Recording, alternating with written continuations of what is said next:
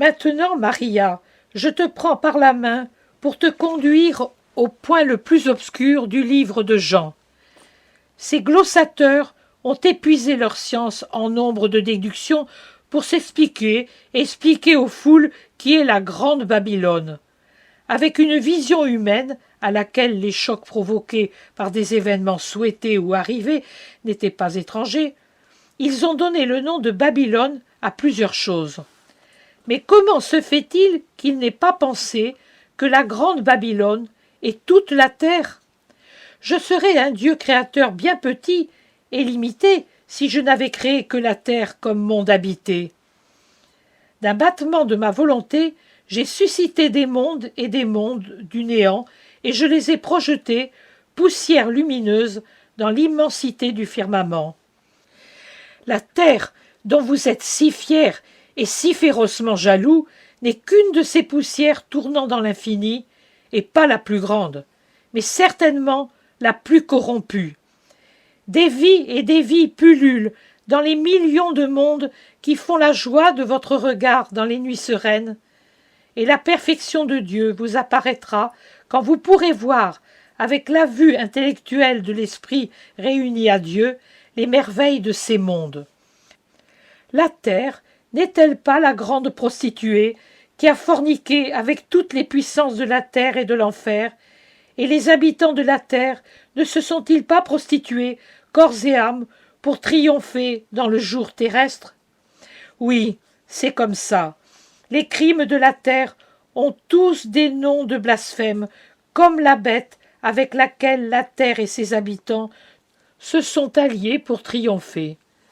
Les 7 péchés se tiennent comme un horrible ornement sur la tête de la bête qui transporte la terre et les terriens au pâturage du mal, et les 10 cornes, nombre métaphorique, illustrent les infinies scélératesses commises pour obtenir à n'importe quel prix ce que veut sa féroce cupidité. La terre n'est-elle pas trempée du sang des martyrs, enivrée de cette liqueur sainte qui, bu par sa bouche sacrilège, s'est muée en elle en filtre d'ivresse maudite? La bête qui la porte, résumé et synthèse de tout le mal commis d'Adam à nos jours pour triompher dans le monde et dans la chair, traîne à sa suite ceux qui, en l'adorant, deviendront rois d'une heure et d'un royaume maudit. En tant qu'enfant de Dieu, vous êtes roi, et votre règne est éternel. Mais vous devenez roi d'une heure et d'un royaume maudit. Lorsque vous adorez Satan, qui ne peut vous donner qu'un triomphe éphémère, payé au prix d'une éternité d'horreur. La bête, dit Jean, fut et n'est pas. Il en sera ainsi à la fin du monde. Fut parce qu'elle a existé vraiment, n'est pas parce que moi le Christ je l'aurai vaincue et ensevelie, car alors elle ne sera plus nécessaire au triomphe du monde. La terre n'est-elle pas assise sur les eaux de ses mers, et ne s'en est-elle pas servie pour nuire? De quoi ne s'est-elle pas servie? Peuple, nation, race, confins, intérêts, aliments, expansion, tout lui a servi à forniquer et à exécuter de vastes homicides et des trahisons comme celle de Judas. Ses propres enfants, qu'elle a nourris du sang et du péché, accompliront la vengeance de Dieu sur elle, la détruisant, se détruisant, portant la somme des crimes contre Dieu et contre l'humanité, au nombre parfait qui exige que je tonne mon assez.